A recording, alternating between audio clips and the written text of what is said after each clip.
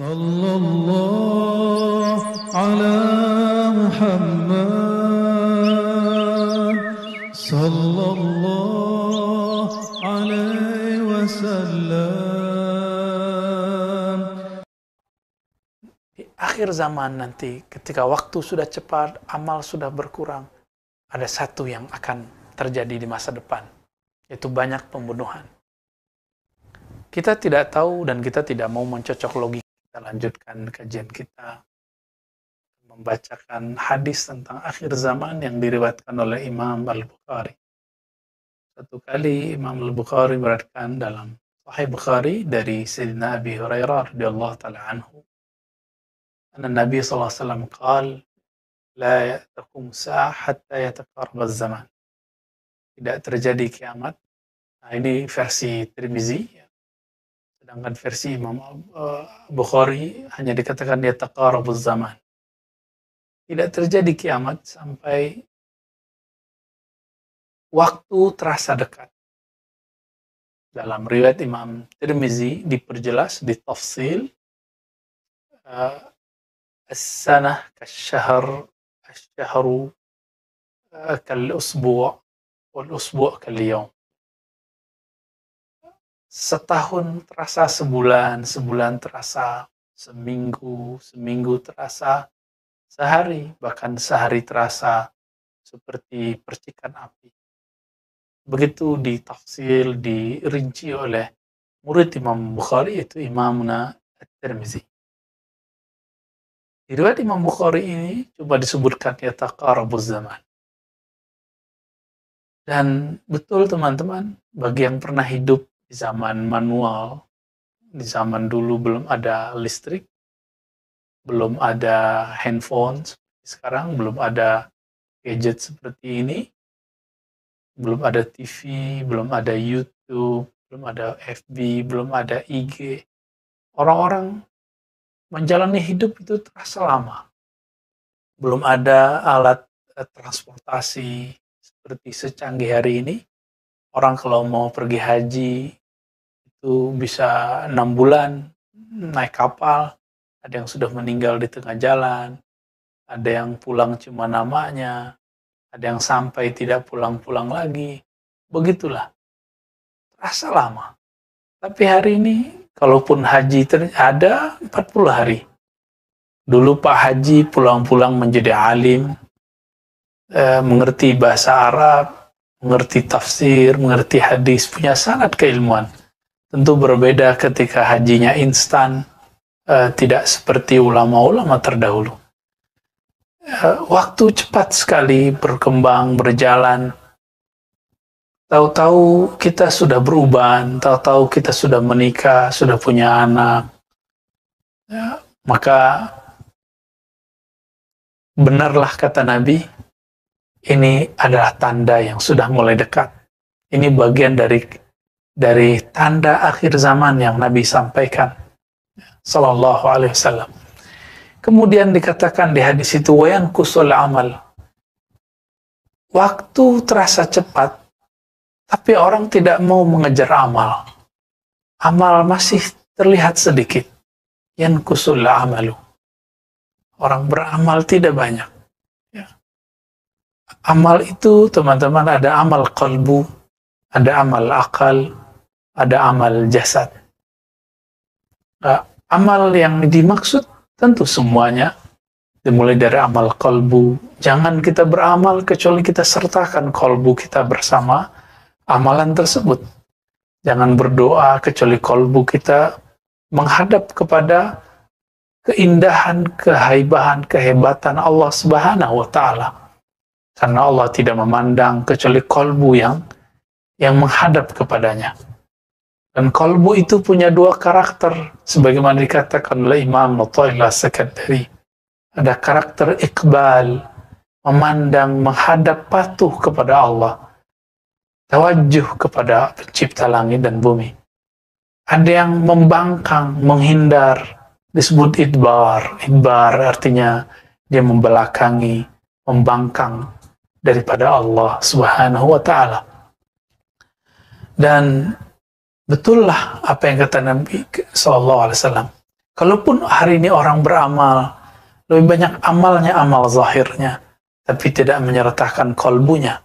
Ini yang kita khawatirkan.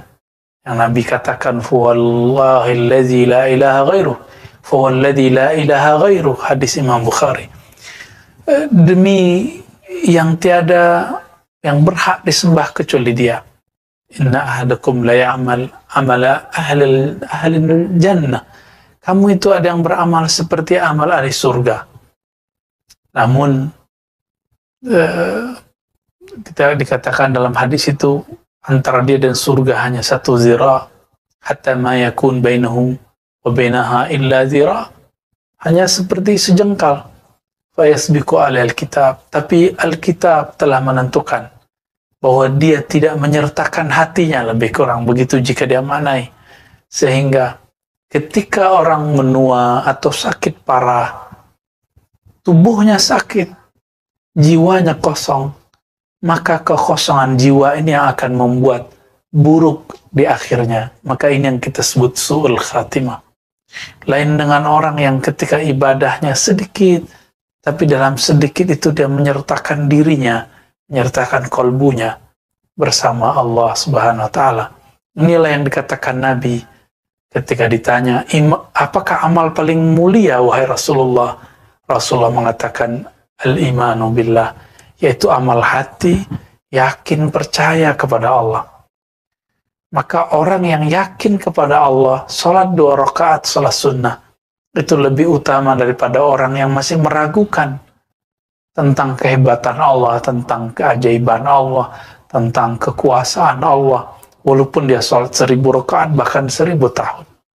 Sahabat-sahabat yang dimuliakan Allah, lalu dikatakan di situ, wa yakthurul haraj. Banyaklah nanti haraj. Apa arti haraj? Sahabat pun bertanya. Ternyata haraj bukanlah bahasa Arab Mekah dan Madinah. Ternyata ini bahasa Arab orang Habasyah, Ethiopia. Jadi ternyata dari dulu Arab ini banyak ragamnya. Apa kata Nabi? Nabi menguasai banyak bahasa. Al-haraj yai al-qatl. Banyak kematian pembunuhan. Qatl artinya kematian disebabkan karena pembunuhan. Teman-teman yang melakukan Allah, ketika kita membaca hadis ini, maka terbayang oleh kita bahwa di akhir zaman nanti, ketika waktu sudah cepat, amal sudah berkurang, ada satu yang akan terjadi di masa depan, yaitu banyak pembunuhan. Kita tidak tahu dan kita tidak mau mencocok logikan, karena ini sudah masalah global, bukan masalah cuma di negeri kita. Maka teman-teman, mari berpikir jernih, jangan berpikir konspiratif yang tidak sahih. Karena berpikir konspiratif itu ada teorinya, ada pendekatannya, ada mazhab dan alirannya, ada metodologinya, ada approach-nya. Dan kita tidak sembarangan. Karena konspirasi ini jika tidak sahih, dia akan meracuni cara berpikir. Dan kami boleh mengatakan bahwa teori konspirasi jika kita ambil, ini akan berakibat kepada suuzon yang tidak bertempat. Maka hati-hati dengan konspirasi, harus bertanya kepada sang ahli. Konspirasi itu ada, tapi jangan asal ambil dari mana-mana. Sahabat-sahabat yang melakukan Allah, kita diajarkan untuk tidak mengikuti zan. Iyattabi'una illa zan. Tidaklah mereka mengikuti kecuali hanya zan. Apa arti zan? Asumsi-asumsi, opini-opini. Teman-teman, maka kepada para dai, siapapun yang dengan hati yang paling dalam, hati yang paling jernih, dengan kerendahan hati juga, teman-teman para dai, tolong jangan sampaikan satu bahan pikiran yang masih bersifat opini. Karena opini cukup jadikan konsumsi pribadi atau jadikan obrolan internal kita. Jangan kemudian dikhutbahkan, diajarkan. Ingat, Nabi SAW mengatakan, di akhir zaman ketika ulama-ulama banyak meninggal. Ittakhadhan nasu ru'asa juhala. Orang-orang banyak mengambil pemimpin, figur-figur ulama-ulama yang juhala, yang mereka tidak mengerti ilmu, yang mereka mengikuti asumsi dan opini. Lalu dikatakan mereka diminta akan fatwa. Lalu fa'aftau, lalu mereka berfatwa. Fadallu wa adallu, mereka sesat dan menyesatkan orang.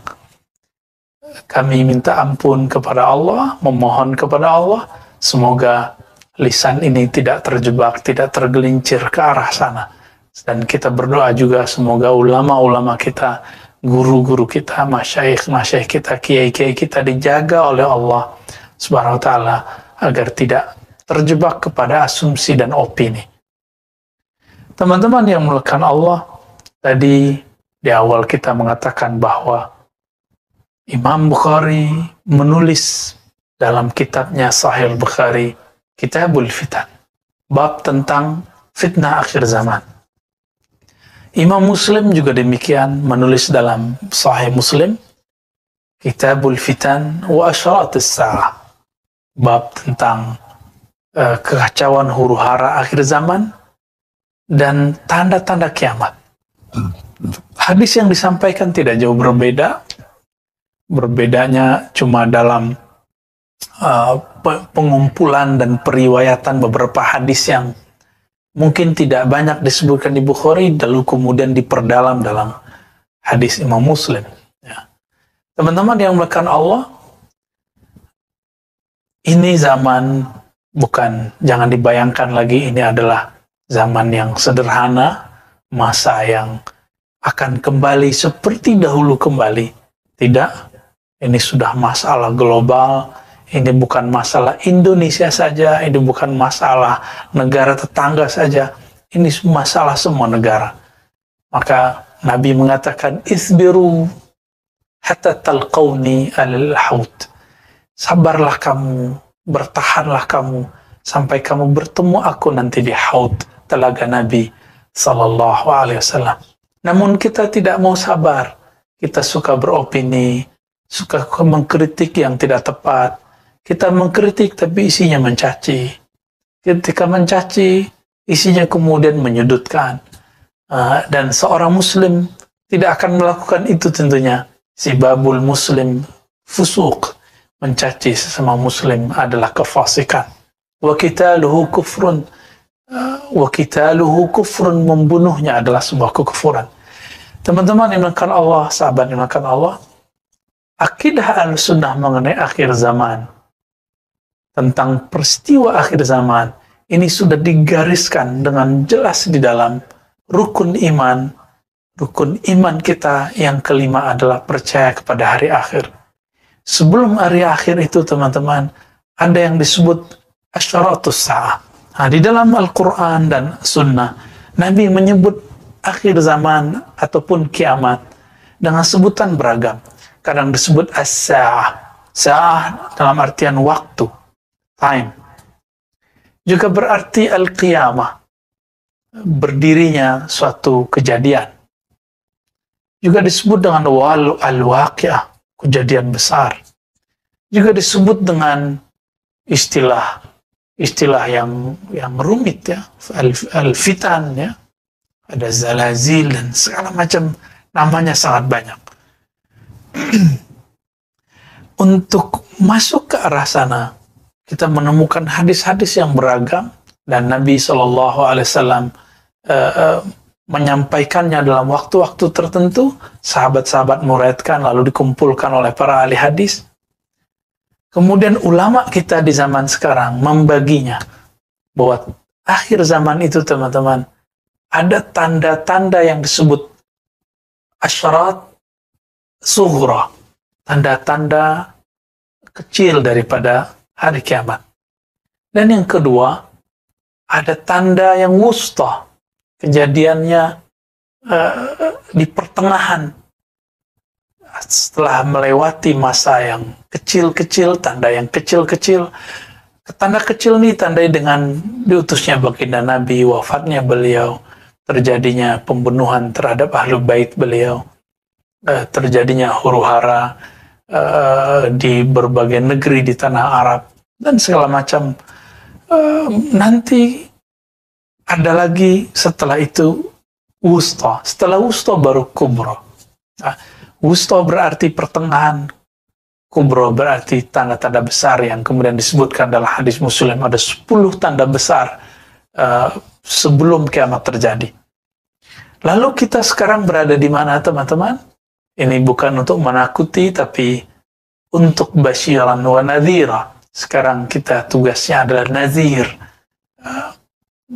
mewarisi tugas kenabian, yaitu memberikan peringatan agar umat warning, agar kita ketika kajian akhir zaman tertata, tidak terjebak kepada hal-hal yang bersifat halu, mencocok logikan.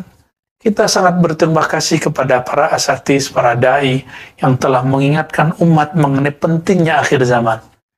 Cuma, apabila kajian ini tidak ada arahnya, tidak mengikuti kaidah-kaidah Ahlussunnah, yang terjadi nanti adalah cocok logi, ketidaksabaran, lalu kemudian sangat mudah untuk diracuni agar terjebak kepada hal-hal yang justru menambah fitan, menambah kekacauan. Akan banyak orang yang tidak sabar lagi dengan kejadian-kejadian masa ini. Teman-teman yang mulakan Allah, sahabat-sahabat dimanapun berada, Nabi SAW menyebutkan banyak sekali, dan ternyata kita berada di akhir bagian pertengahan. Dan ini bukan pendapat saya pribadi, ini pendapat banyak ulama. Salah satunya Al-Habib Abu Bakar Al-Adni, begitu juga Al-Habib Umar bin Hafiz, begitu juga masyaikh-masyaikh kita di negeri ini ataupun di Timur Tengah sana, banyak yang sudah mengatakan ini. Syekh Al-Adni, Al-Habib Al-Adni terkenal dengan fikih yang disebut fikih tahawulat. Nah, beliau pun mengungkapkan hal yang sama. Nah, apa tandanya? Tandanya adalah ada kejadian yang sifatnya global dan itu menggoncangkan dunia, yang di dalam hadis diabadikan dengan sebutan jawrah. Teman-teman, akhir daripada tanda-tanda yang pertengahan ini adalah awal dari kemunculnya fitnatud dajjal, dan juga awal dari kemunculan dari hadiyul mahdi, hidayahnya Mahdi. Maka kita tidak akan putus asa juga, kita ada harapan. Maka ketika ini terjadi, ini ada harapan. Apa kata Nabi SAW? Allah akan mengutus Al-Imam Al-Mahdi yang akan membawa keadilan setelah muliat al-ardu jawra, setelah bumi dipenuhi dengan kezaliman. Jawra itu lebih daripada zulma. Jawra ini barangkali bisa juga diartikan konspirasi global, atau apapun. Coba renungkan teman-teman yang makan Allah, kita tidak usah benci satu negara. Kita juga tidak usah kemudian menuduh satu negara. Coba lihat negara-negara yang dulu menyebut dirinya adik kuasa, paling maju. Ternyata mereka mempunyai hutang yang sangat banyak sekali.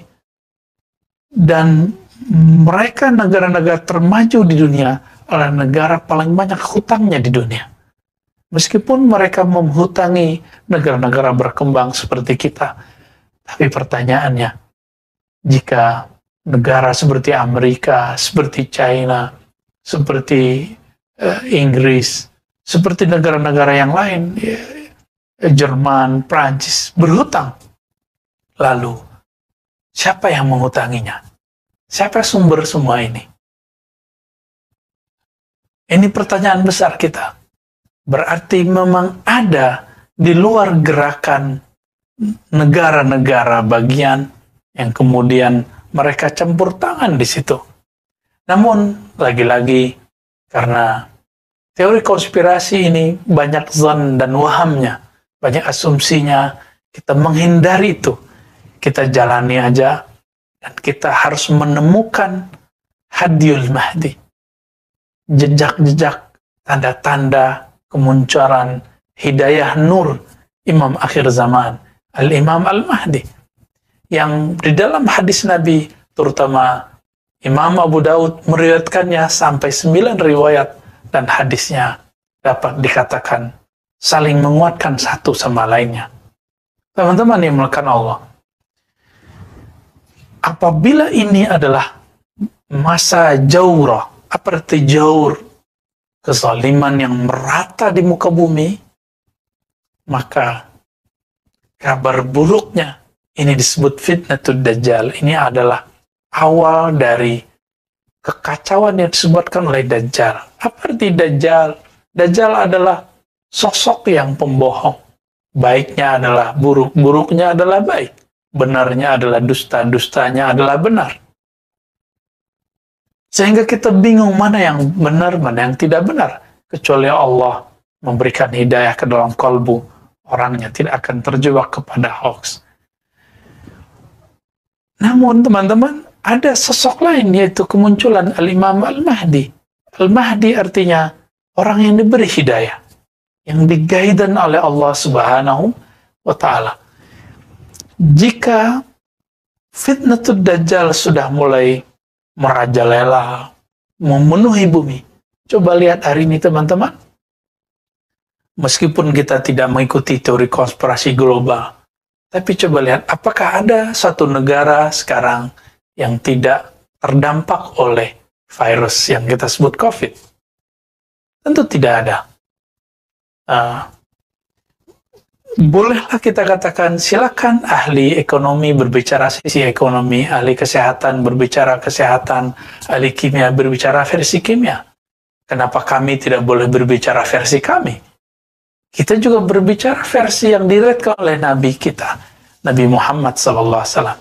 Dan ini bukan untuk diadu-adu, tapi ini untuk saling melengkapi. Karena ilmu pada dasarnya dari Allah Subhanahu wa Ta'ala, semuanya bersumber darinya, tinggal kita menemukan clue-clue kebenaran yang ada di dalamnya. Nah, kami menyebut bahwa inilah masa yang disebut dalam hadis Nabi, muliat al-ardu jawrah. Ketika bumi, dunia ini diliputi oleh jaur, kezaliman global, kezaliman yang di sana ada ketidakpastian. Sehingga baru setahun lebih sedikit, mungkin setahun setengah, kita sudah melewati masa pandemi yang tadinya tegang sekali, sekarang mulai tegang kembali. Masjid-masjid mulai ditutup, bahkan gereja-gereja ditutup, semua rumah ibadah ditutup. Jadi saya juga ingin mengatakan kepada teman-teman yang seiman, ya, jangan kemudian terjebak mengatakan, oh ini konspirasi menutup masjid. Tidak.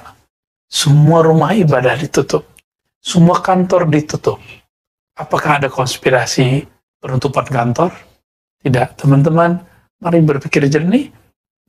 Ini masalah bersama, bukan masalah satu agama. Karena Dajjal itu musuh semua agama. Dajjal itu musuh semua manusia yang percaya kepada Sang Maha Kuasa, Allah Subhanahu wa Ta'ala. Dia nanti akan mengklaim dirinya sebagai Tuhan. Sahabat-sahabat dengan Allah, kabar buruknya itu bahwa kita di ambang akhir dari tanda asyratis sa'ah al-wusta, tanda-tanda akhir zaman pertengahan. Nah, Nabi SAW memberikan isyarat-isyarat. Namun isyarat ini harus dikaji dengan tenang, dengan ilmu ma'rifatullah yang tepat, ma'rifatul Rasul, ma'rifatul alam, ma'rifatul asma.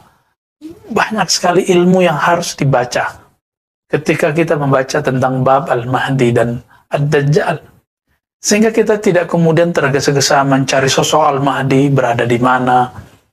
Sebagai contoh teman-teman, ya, ada Ada riwayat yang menyebutkan bahwa Al-Mahdi itu keturunan Sayyidina Hussein.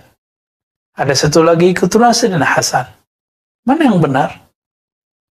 Kalau kita tidak memahaminya dengan metode ulama-ulama ahli usul fiqih dengan baik, yang terjadi kita akan mengambil salah satunya dan menolak yang lain. Contoh lain, Nabi mengatakan Al-Mahdi minni min walid Fatimah atau min itrati min walid Fatimah. Imam Mahdi itu dari keturunanku, keturunan Fatimah. Yuwati ismi. Namanya Yuwati. Apa arti Yuwati? Yuwati bersesuaian. Yuwati bisa juga berarti bersatu. Sepakat. Bisa juga berarti sama. Bisa berarti serasi. Jangan kemudian kita mengartikan, oh namanya seperti namaku. Nama Rasulullah, teman-teman, dikumpulkan oleh Imam Al-Jazuli yang menulis kitab salawat yang sangat indah. Itu 313. Nama yang manakah? Ini yang kemudian jadi pertanyaan besar. Teman-teman yang melakukan Allah, maka jangan tergesa-gesa jika ada seseorang yang mengalami mimpi, mengalami pengalaman rohani, mendapatkan ilham-ilham. Selama dia tidak mengaku Nabi, dan dia tidak tergesa-gesa mengatakan dirinya Al-Mahdi, kita katakan itu minal mubasyarat, seperti dikatakan dalam hadis Imam Muslim. Ya. Kabar gembira yang Allah berikan kepada seorang Muslim. Isbiru, Nabi mengatakan isbiru, sabarlah kamu. Namun banyak orang tidak sabar, bahkan mempercayai sosok Al-Mahdi cuma dengan jalur WA, ya, jalur yang sebenarnya ini sulit diterima oleh seorang ahli hadis yang baru pemula pun. Maka teman-teman, supaya kita tidak terjebak dalam hal itu, ada beberapa kaidah ketika masuk mengkaji tentang akhir zaman. Yang pertama, tidak menggunakan dalil kecuali dalil yang sahih, baik dari Quran ataupun sunnah yang sahih. Ya. Jadi, apabila ada kajian akhir zaman dengan menggunakan hadis yang tidak sahih, maka akan memunculkan perdebatan yang luar biasa. Yang kedua, kajian akhir zaman, hadis-hadis akhir zaman harus sesuai dengan usulul aqidah Ahlussunnah wal Jamaah. Harus sesuai dengan usul pokok aqidah. Kaidah-kaidah ini sudah diwariskan ulama kita turun-temurun dari zaman ke zaman, dijaga dengan sanad yang sahih. Sehingga kita tidak terjebak kepada apa yang disebut cocok logi yang tidak sesuai dengan tempatnya. Maka kita harus menghindarkan cocok logi. Dan yang ketiga, teman-teman, as-sabru fil bahthi. Ya. Sabar dalam membahasnya. Jangan kemudian terburu-buru untuk mengklaim, untuk menyebutkan, untuk memahami, apalagi menyimpulkan. Apalagi kemudian mengklaim inilah yang paling benar. Bukankah kita sudah trauma di tahun lalu ketika ada satu hadis yang sangat dhaif jiddan, dhaif yang lemah sekali mengenai penentuan dukhan. Dukhan itu berarti asap atau kabut yang merata di bumi di pertengahan Ramadan. Teman-teman coba lihat, apakah terjadi? Sudah 2 Ramadan tidak terjadi. Kenapa? Karena seandainya pun kita menggunakan riwayat itu, riwayat Al-Imam Al-Hafiz Abu Syekh, itu pun syaratnya belum cukup kalau kita mau menggunakan riwayat tadi. Tapi masalahnya riwayat tadi bermasalah. Hadis dukhan ada, bahkan ayatnya ada, tapi dukhan dalam Al-Quran berkaitan dengan kiamat. Kiamat yang besar itu. Adapun dukhan yang akan terjadi di akhir zaman, kita tidak tahu kapan terjadinya. Ini mirip-mirip dengan ilmu intelijen. Ini pasti terjadi, tapi kapan terjadinya, itu yang tidak tahu. Maka, jangan terburu-buru, jangan menakut-nakuti umat, Jangan beropini sebelum itu jelas ilmunya secara qat'i. Jangan kemudian kita termasuk kepada yang dikatakan dalam hadis Nabi, fa'aftau fadallu wa adallu. Lalu mereka berfatwa, berpetua, berceramah, lalu mereka sesat, keliru, dan menyesatkan, membuatkan semua orang keliru. Kita sudah lihat betapa paniknya banyak orang di tahun yang lalu. Kita mau ulang kembali? Tentu tidak. Maka tips tadi teman-teman, dalilnya harus sahih, kemudian tidak melakukan cocok logi, ya, tapi harus sesuai dengan kaidah-kaidah usulul aqidah, usulul hadis, usulul fiqh. Dan yang ketiga, as-sabru fil bahsi. Sabar dalam membahasnya. Inilah yang dilakukan dengan baik apik oleh Syekh Al-Habib Abu Bakar Al-Adni. Kita bisa meniru dan mengambil ibrah dari apa yang beliau katakan. Teman-teman yang melakukan Allah, insya Allah ke depan kita akan membahas di waktu yang tentunya lebih luas tentang sosok yang disebut dengan Dajjal, Mahdi, sejarah apakah yang terjadi pada Dajjal, lalu sebelum Dajjal keluar apa yang terjadi, fitnatul Dajjal, apakah pandemi bagian dari itu, kita juga sudah memulainya sedikit dan kita akan perluas di sana. Kemudian Al-Mahdi, siapa sosoknya, apa yang dimaksud nama dalam hadis itu, namanya sama dengan namaku, begitu kata baginda Nabi. Apa arti nama di situ? Karena nama dalam bahasa Arab lebih luas maknanya daripada nama dalam bahasa Indonesia. Nanti kita akan membahas juga mengenai siapakah tentara Dajjal, siapakah pengikut Dajjal. Karena Nabi mengatakan, jika kamu mendengar Dajjal, maka larilah ke gunung-gunung. Karena tidak semua orang selamat ketika ketemu Dajjal. Siapapun yang merasa dirinya beriman, bahkan sekelas kiai sekalipun, jika bertemu Dajjal, orang sakti sekalipun, orang mandraguna, orang punya keramat sekalipun, jika ketemu dengan Dajjal, dia akan tunduk. Maka kita harus mengenal siapakah yang disebut nanti atba'ud Dajjal, pengikut-pengikut Dajjal, junud Dajjal, juyusud Dajjal, orang yang akan berjuang bersama Dajjal. Lalu ada hadis, siapakah yang menjadi tentara Al-Imam Al-Mahdi? Dengan harapan kita mengetahui ini, kita mengetahui ke arah mana kita bergerak. Hadis mana yang kita ambil. Oleh teman-teman yang bukan Allah, nanti kita akan urai itu satu persatu. Insya Allah, kita minta kepada Allah SWT, ayyasir lana al-umur kullaha. Semoga Allah memudahkan niat-niat kita tersebut dan kita terhindar daripada zallat wad dalal, ya. Terhindar daripada ketergelinciran, terhindar daripada kesesatan. Nasallallahu al-afwa wal afiyah lana wa liwalidina wa limasyayikhina wa lisairil muslimin. Walhamdulillah rabbil alamin. Assalamualaikum warahmatullahi wabarakatuh.